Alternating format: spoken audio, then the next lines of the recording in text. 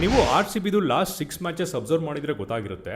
ಕೊಹ್ಲಿ ಎಲ್ಲಿ ತನಕ ಕ್ರೀಸಲ್ಲಿ ಇರ್ತಾರೋ ಅಲ್ಲಿ ತನಕ ಅದರ್ ಎಂಡಲ್ಲಿರೋ ಬ್ಯಾಟ್ಸ್ಮನ್ಗಳು ಕೇರ್ ಫ್ರೀ ಆಗಿ ಬಿಗ್ ಶಾಟ್ಸ್ ಹೊಡಿತಾ ಇರ್ತಾರೆ. ದ ಮೊಮೆಂಟ್ ಕೊಹ್ಲಿ ಔಟ್ ಆದ ತಕ್ಷಣ ಮಿಕ್ಕಿರೋ ಬ್ಯಾಟ್ಸ್ಮನ್ಗಳು ಕೂಡ ಸ್ಟ್ರೈಕ್ ರೊಟೇಟ್ ಮಾಡೋಕ್ಕೆ ಕೂಡ ಸ್ಟ್ರಗಲ್ ಮಾಡ್ತಾ ಇದ್ದಾರೆ.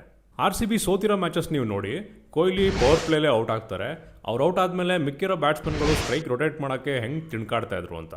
ಅದೇ ನೀವು ಮುಂಬೈ ಮೇಲಿನ ಮ್ಯಾಚ್ ನೋಡಿ, ಕೊಹ್ಲಿ ಲೋ ಸ್ಟ್ರೈಕ್ ರೇಟಲ್ಲಿ ಆಡಿದ್ರು ಕೂಡ ಯಾವುದೇ ಡಾಟ್ಸ್ ಮಾಡ್ದಲೆ ಈಸಿಯಾಗಿ ಸ್ಟ್ರೈಕ್ ರೊಟೇಟ್ ಮಾಡ್ತಾಯಿದ್ರು. ಆ್ಯಂಡ್ ಅದರ್ ಎಂಡಲ್ಲಿರೋ ಬ್ಯಾಟ್ಸ್ಮನ್ಗಳು ಬೀಟ್ ಪತಿದಾರ್ ಆರ್ ಸಾಲ್ಟು ಆರಾಮಾಗಿ ಕೇರ್ ಫ್ರೀ ಆಗಿ ಬಿಗ್ ಶಾಟ್ಸ್ ಹೊಡಿತಾಯಿದ್ರು.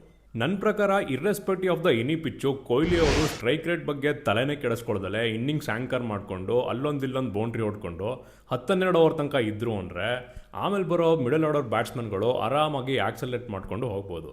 ಯಾಕೆಂದರೆ ನಮ್ಮ ಹತ್ರ ಸುಮಾರು ಜನ ಡಿಸ್ಟ್ರಕ್ಟಿವ್ ಬ್ಯಾಟ್ಸ್ಮನ್ಗಳಿದ್ದಾರೆ, ಆದರೆ ಇನ್ನಿಂಗ್ಸ್ ಆ್ಯಂಕರ್ ಮಾಡೋ ಬ್ಯಾಟ್ಸ್ಮನ್ಗಳು ಕೊಹ್ಲಿ ಬಿಟ್ಟರೆ ಬೇರೆ ಯಾರೂ ಇಲ್ಲ.